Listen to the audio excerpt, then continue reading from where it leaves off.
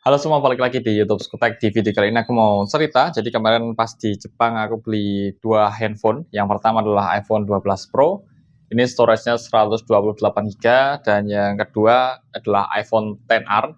Ini storage-nya 64 GB. Kalau yang kedua ini sebenarnya nggak ada niatan beli, cuma pas hari terakhir di sana karena nggak ada agenda dan gabut, akhirnya muterin Akihabara lagi dan nemu ini dengan harga di sekitar 15.000 yen atau sekitar 1,7 juta ya.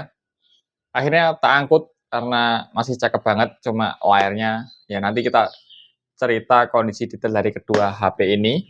Nah, teman-teman kalau teman-teman lagi ke luar negeri, terutama ke negara-negara yang ngasih tax free, jadi itu bisa banget teman-teman manfaatkan. Caranya cukup teman-teman kasih paspor aja, karena biasanya kalau di Jepang itu minimal pembelian di 5.000 yen, teman-teman sudah bisa dapat tax free.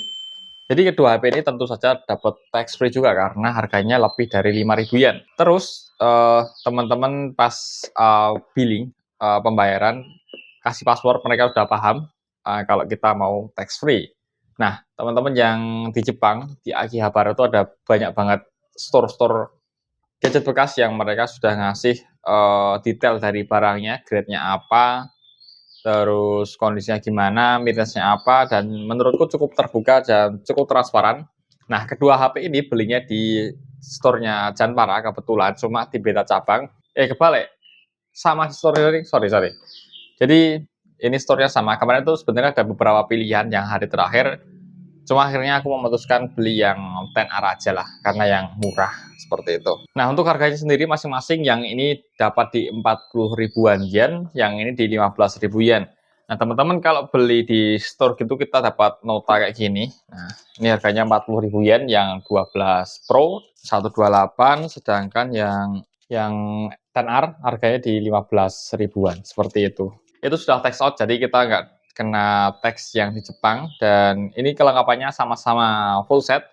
Yang ini big box alias box besar, jadi masih dapat kepala charger. Yang ini slim box, jadi nggak ada kepala chargernya. Dan keduanya sama-sama region Jepang. Jadi kalau masih di Jepang dipakai motret pasti kameranya bunyi. Tapi kalau teman-teman bawa keluar Jepang, tenang aja, itu sudah nggak bunyi, jadi aman banget. Nah, untuk kelengkapannya, yang 12 Pro cuma dapat buku-buku kayak gini, terus ada kabel dan juga SIM ejector. Itu doang, nggak ada tambahan yang lain, nggak ada casing, nggak ada tempat gelas, cuma itu. Terus yang 10R, karena ini masih big box ya, jadi teman-teman dapat buku-buku kayak gini. Terus masih dapat kepala charger kayak gini, masih USB-A. Nggak tahu apakah ori atau enggak, tapi kalau dusnya sih dus ori ya. Terus kita masih dapat headset dan juga kabel USB-A to Lightning. Jadi buat si iPhone XR ini masih dapat aksesoris yang lengkap ya, karena dia masih box besar, ada charger, adaptor dan juga kabel. Terus juga masih ada headsetnya kalau yang seri box tebal, teman-teman. Nah, kita langsung aja lihat kondisi masing-masing unit, karena sekarang lagi megang XR, sekalian kita lihat kondisi detail dari si iPhone XR ini. Oke, pertama dari yang paling gampang dulu, bodinya dulu. Nih, bagian belakang kalau teman-teman lihat, ini masih bisa dibilang mulus ya, cuma di bagian kamera sini. Nah, dia ini udah gripil-gripil ya, kayak gini.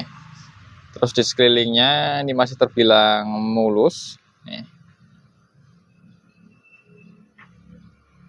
dia masih cakep banget. Terus di bagian depan yang bikin dia jadi grade C adalah ya bagian layarnya ini, teman-teman.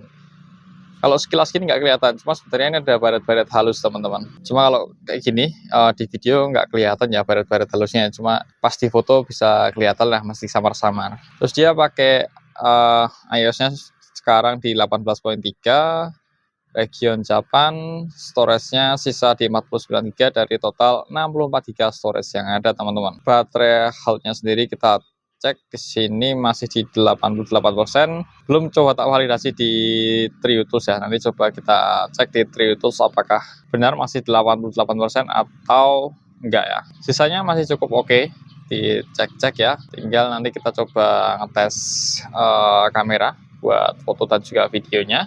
Sekarang kita lanjut ke iPhone 12 Pro-nya. Nah, kalau ini adalah iPhone 12 Pro-nya, teman-teman. Ini masih sangat mulus banget kalau kataku. Cuma ada ini bekas pemakaian casing di sini aja, dan sisanya sangat-sangat mulus.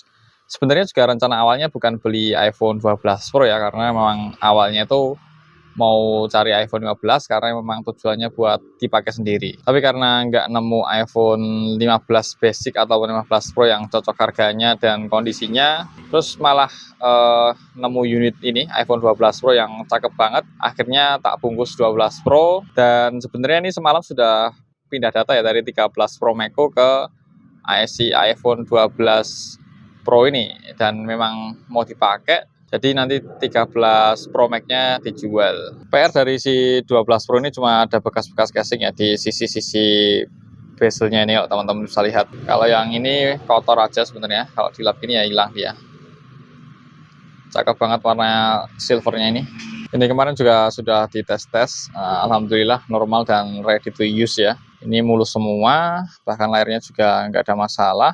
Untuk iOS-nya sudah tak update ke yang paling baru di iOS 18.5 ya, kemarin cukup besar update-nya. Terus untuk baterai health si 12 Pro ini dia ada di 81%. Masih sangat oke ya untuk HP yang sudah cukup berumur, dan ini harganya dapat di 40 ribuan yen setelah tax out ya. Gitu teman-teman. Jadi mungkin segini dulu aja cerita-ceritanya. Kalau teman-teman ada pertanyaan soal beli-beli HP di luar negeri, mungkin aku bisa jawab. Jadi silahkan komen, nanti tak jawab sesuai yang aku tahu. Oke, jangan lupa dukung channel ini dengan like dan juga subscribe. Kita ketemu di video selanjutnya. Bye-bye.